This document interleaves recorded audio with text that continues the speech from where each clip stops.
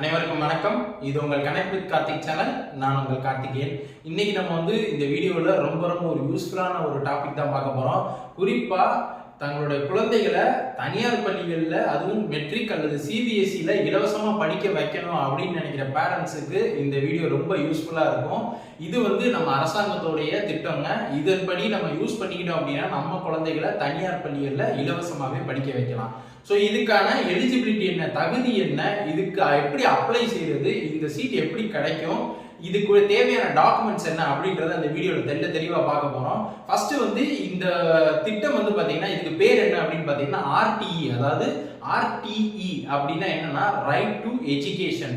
இது பார்த்தீங்கன்னா RTE act 2009. அதாவது இந்த சட்டம் பார்த்தீங்கன்னா 2009 கொண்டு வந்தாங்க. இதன்படி பார்த்தீங்கன்னா நம்ம தமிழ்நாடு அரசு தமிழகத்தில் உள்ள அனைத்து தனியார் பள்ளிகளும் தங்கள்கிட்ட இருக்கிற சீட்ல 25% அரசாங்கத்துக்கு இலவசமா கொடுக்கணும். இப்போ ஃபார் எக்ஸாம்பிள் அவங்களுக்கு எல்கேஜில 100 சீட் இருக்குன்னா அதில் 25 சீட்டு பார்த்தீங்கன்னா அரசாங்கத்துக்கு கொடுப்பாங்க. அரசாங்கம் என்ன பண்ணணும்னா அதை இலவசமா அவங்க சில கேட்டகரி வச்சிருக்காங்க. அந்த கேட்டகரி கீழே வர குழந்தைகளுக்கு பார்த்தீங்கன்னா அந்த இலவச கல்வியை பார்த்தீங்கன்னா அந்த பள்ளிகளில் பார்த்தீங்கன்னா அந்த சீட்டை ஒதுக்கி கொடுத்துருவாங்க. அங்கே நீங்க உங்க பிள்ளைகளை இலவசமா படிக்க வச்சுக்கலாம். ஸோ அது என்ன எலிஜிபிலிட்டி இருக்கு அப்படின்றத பார்த்தீங்கன்னா இதுக்கு ஒரு சில கிரைட்டீரியா, அதாவது எலிஜிபிலிட்டி வச்சிருக்காங்க. அது என்னென்ன அப்படின்றது ஒன்னொன்னா பார்ப்போம். இந்த ஃபர்ஸ்ட் கேட்டகரி யாரெல்லாம் வருவாங்க அப்படின்னு பார்த்தீங்கன்னா ஆர்ஃபன்ஸ், பிசிக்கலி சேலஞ்ச், அப்புறம் பார்த்தீங்கன்னா ஸ்கேவஞ்சர்ஸ் சைல்டு, அதுக்கப்புறம் ஹெச்ஐவி அஃபெக்டட் சைல்ட்ஸ். ஸோ இதெல்லாம் என்ன, ஆர்ஃபன்ஸ்னா பெற்றோர் இல்லாத குழந்தைகள், அதுக்கப்புறம் உடல் ஊனமுற்ற குழந்தைகள், அதுக்கப்புறம் பார்த்தீங்கன்னா துப்புரவு பணியாளர்களுடைய குழந்தைகள், அதுக்கப்புறம் பார்த்தீங்கன்னா ஹெச்ஐவி நோயால் பாதிக்கப்பட்ட குழந்தைகள்.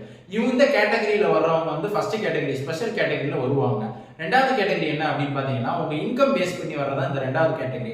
அதாவது உங்களுடைய அந்த குழந்தையுடைய பெற்றோர்கள் இருக்காங்க இல்லையா, அம்மா அப்பா, இவங்க 2 பேருக்கும் சேர்ந்து டோட்டலா அந்த குடும்பத்துடைய வருமானம் வருஷத்துக்கு 2 லட்சம் அதுக்கும் குறைவா இருக்கு அப்படின்னா அவங்க எல்லாம் அதை அப்ளை பண்ணலாங்க. 2 லட்சத்துக்கு மேல உள்ளவங்க அப்ளை பண்ண முடியாது. மூணாவது ஒரு கேட்டகரி இருக்கு. மூணாவது கேட்டகரி என்னன்னா கல்வி மறுக்கப்பட்ட பிரிவினர். அதாவது கல்வி மறுக்கப்பட்ட பிரிவினர்ல அது கம்யூனிட்டி பேஸ் பண்ணி கொடுக்குறாங்க. அது யாரெல்லாம் அந்த பிரிவுல வருவாங்க அப்படின்னு பாத்தீங்கன்னா இது கீழே பாத்தீங்கன்னா பிசின்னு சொல்லக்கூடிய backward class, MBC most backward class, SC scheduled caste and ST scheduled tribes. இவங்க எல்லாருமே பாத்தீங்கன்னா இந்த கேட்டகரியில அப்ளை பண்ணிக்கலாம். ஸோ இது மூணுல ஏதாவது ஒண்ணுல நீங்க வந்தீங்கன்னா தாராளமா நீங்க இதை அப்ளை பண்ணிக்கலாம். ஃபர்ஸ்ட் இதை அப்ளை பண்றதுக்கு எந்த வெப்சைட் போகணும் அப்படின்னு பாத்தீங்கன்னா அந்த வெப்சைட் நான் இந்த டிஸ்கிரிப்ஷன்ல கொடுத்துருக்கேன். பக்கத்துல நான் இந்த வீடியோ பக்கத்துலயும் போடுறேன் பாருங்க. rte.tnschools.gov.in. இது பாத்தீங்கன்னா ஒவ்வொரு வருஷமும் ஏப்ரல்ல இருந்து மே வரைக்கும் ஓபன் பண்ணி வச்சுட்டு நியூ எல்லாருமே கவர்மெண்ட் அனௌன்ஸ் பண்ணிடுவாங்க. இதுல ஆர்டி இலவச கல்வி பெறதுக்கு தனியார் பள்ளிகள்ல எல்லாரும் இதை அப்ளை பண்ணலாம் அப்படின்னு சொல்லி ஓபன் பண்ணி அப்ளிகேஷனை ரிசீவ் பண்ண ஆரம்பிச்சிருவாங்க.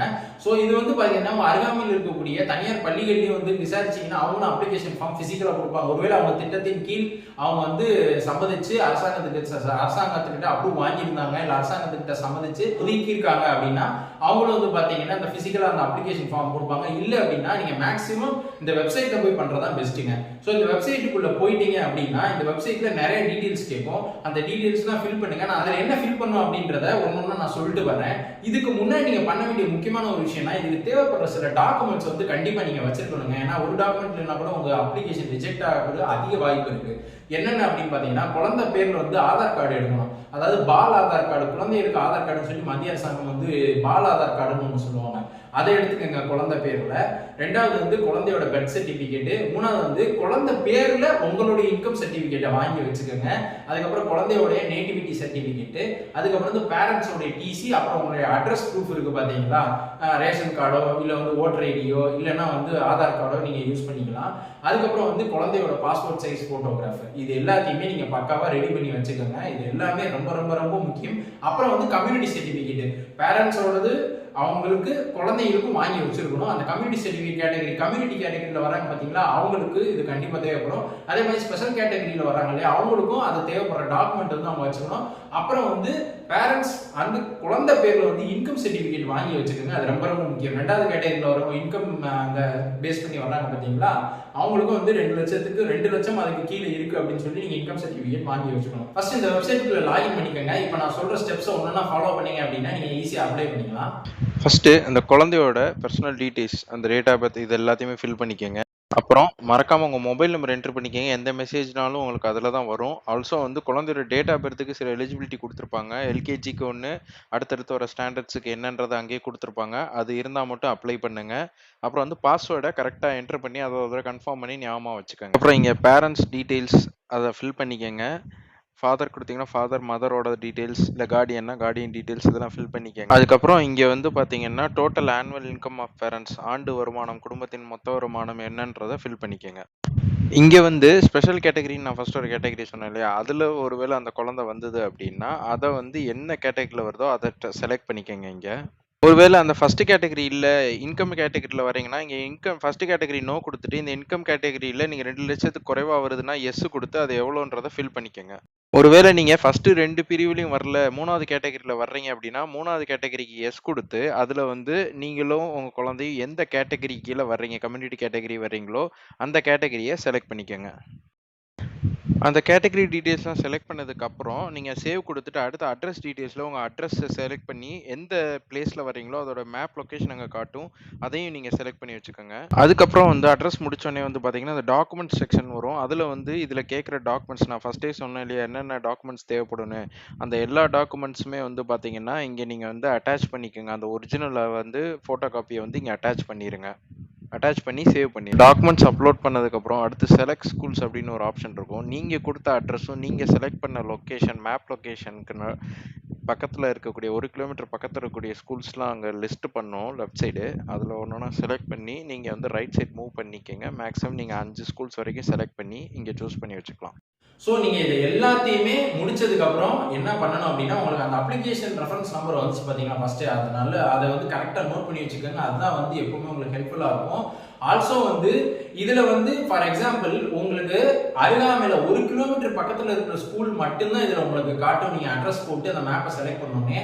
ஸோ அதுக்கு வெளியே இருக்கிற ஸ்கூல் வந்து உங்களுக்கு காட்டாது. அதுக்கு உங்க 1 கிலோமீட்டருக்குள்ள உங்க பக்கத்துல வந்து தனியார் பள்ளிகள் இல்ல சிபிஎஸ்சி, அதாவது மெட்ரிக் இல்ல சிபிஎஸ்சி பள்ளிகள் வந்து இந்த திட்டத்தின் கீழ் வர்றாங்க அப்படின்னா, அந்த பள்ளிகள்ல மட்டும்தான், அந்த ஸ்கூல்ஸ்ல மட்டும்தான் நீங்க அப்ளை பண்ண முடியும். வேற எந்த ஸ்கூல்லையுமே நீங்க அப்ளை பண்ண முடியாது. அந்த ஸ்கூல்லையுமே ஃபார் எக்ஸாம்பிள் வந்து ஃபர்ஸ்ட் பாத்தீங்கன்னா, அந்த ஸ்பெஷல் கேட்டகரிக்கு வந்து எப்பவுமே ஃபர்ஸ்ட் ப்ரிஃபரன்ஸ் கொடுத்துருவாங்க. அவங்களுக்கு தான் ஃபர்ஸ்ட் ப்ரிஃபரன்ஸ் போகும். அதுக்கப்புறம் தான் இன்கம் பேஸ் பண்ணி இருக்கிறவங்களுக்கும் கம்யூனிட்டி பேஸ் பண்ணி இருக்கிறவங்களுக்கும் வந்து பாத்தீங்கன்னா அதுக்கப்புறம் தான் ப்ரிஃபரன்ஸ் வரும். இந்த ஃபர்ஸ்ட் கேட்டகரி இல்லாம அடுத்து வர 2 கேட்டகரிக்கும் ஒரு ஃபார் எக்ஸாம்பிள் இப்போ வந்து ஒரு ஸ்கூல்ல உங்க பக்கத்துல ஒரு ஸ்கூல் இருக்கு, 1 கிலோமீட்டருக்குள்ளேயே ஒரு சிபிஎஸ்சி ஸ்கூல் இருக்குன்னு வச்சுக்கோங்களேன். அந்த ஸ்கூல்ல 25 சீட் இருக்கு, எல்கேஜி சீட். இப்போ நீங்க வந்து அப்ளை பண்றீங்க. இந்த அப்ளை பண்ணும்போது இப்போ அந்த ஸ்கூல்ல வந்து 25 அப்ளை சீட்டுக்கு 25 பேர் அப்ளை பண்ணாங்க, கண்டிப்பா அவங்க எல்லாத்துக்குமே கிடைச்சிடும். ஒருவேளை 25ல 30, 40, 50ன்னு அப்ளை பண்ணிட்டாங்க அப்படின்னா லாஸ்ட்ல என்ன பண்ணுவாங்க அப்படின்னா, அந்த ஸ்பெஷல் கேட்டகரி தவிர மீதி 2 கேட்டகரிக்கு குலுக்கல் முறையில போட்டு தான் தேர்ந்தெடுப்பாங்க. அந்த குலுக்கல் முறையில உங்க பிள்ளை பேர் வந்துச்சுன்னா உங்களுக்கு இன்ஃபார்ம் பண்ணுவாங்க. இல்ல வந்து ஸ்கூல்ல போய் நீங்க விசாரிச்சு தெரிஞ்சுக்கலாம். அந்த டேட்டையும் வந்து கவர்மெண்ட் வந்து அனௌன்ஸ் பண்ணுவாங்க. அப்ப நீங்க ஒன்றுக்கும் மேற்பட்ட ஸ்கூலை சூஸ் பண்ணி வச்சுக்கோங்க. அதான் நல்லது. ஒருவேளை உங்க 1 கிலோமீட்டருக்குள்ள ஒரு 3-4 ஸ்கூல் இருக்கு, 2-3 ஸ்கூல் இருக்கு அப்படின்னா அது எல்லாத்தையுமே நான் சொன்ன மாதிரி அதை செலக்ட் பண்ணி வச்சுக்கோங்க. அப்பதான் இங்க ஒரு ஸ்கூல்ல இல்லைன்னா இன்னொரு ஸ்கூல்ல கிடைக்கும். ஸோ அதையும் நீங்க யோசிச்சு வச்சுக்கோங்க.